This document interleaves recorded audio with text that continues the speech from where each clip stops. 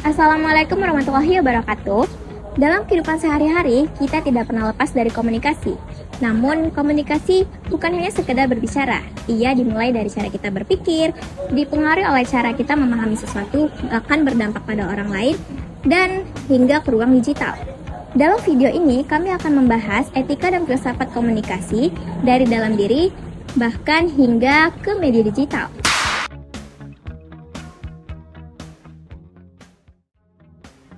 Bagian teori kamu udah sampai mana?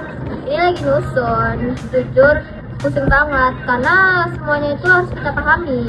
Iya sih, tapi kalau kita bagi-bagi kan tugasnya jadi cepat selesai. Nanti coba aku bantu cek lagi ya.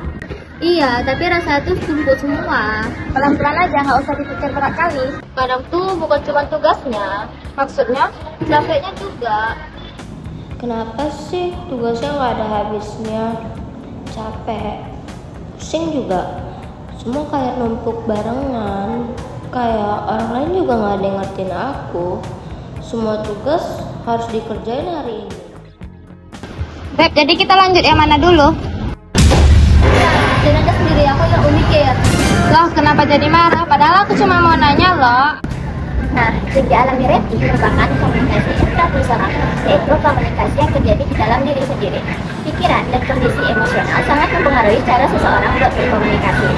Kalau pikirannya dipenuhi hal negatif, maka cara penyampaiannya juga ikut negatif. Dalam ilmu komunikasi, hal ini penting karena pesan tidak hanya disampaikan, tetapi juga dipengaruhi oleh kondisi psikologis komunikator. Untuk memahami komunikasi secara lebih mendalam, kita menggunakan filsafat komunikasi. Filsafat komunikasi membantu kita berpikir secara kritis dan sistematis. Terdapat 3 cabang utamanya, yaitu ontologi, epistemologi, dan aksiologi. Ontologi membahas apa itu komunikasi, epistemologi membahas bagaimana kita memahami komunikasi itu, dan aksiologi membahas etika dan nilai dalam komunikasi. Secara ontologi, komunikasi adalah proses penyampaian pesan daripada komunikator kepada komunikan melalui media untuk menghasilkan efek tertentu. Komunikasi bisa terjadi secara langsung maupun melalui media digital seperti handphone dan internet.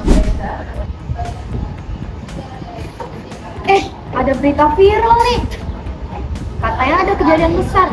Wah, harus nanti tahu orang ini sih, biar semua orang tahu kalau ada berita viral. Udah aku kirim nih ke grup. Coba lihat.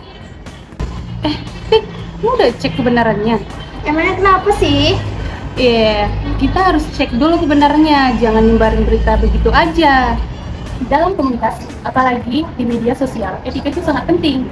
Ada norma sosial yang mengatur kita cara berkomunikasi, ada istiadat yang berbeda di setiap lingkungan, dan ada peraturan dan hukum yang mengatur kita dalam menyebarkan informasi di media sosial. Di era digital ini, informasi bisa sangat cepat menyebar di platform di media sosial.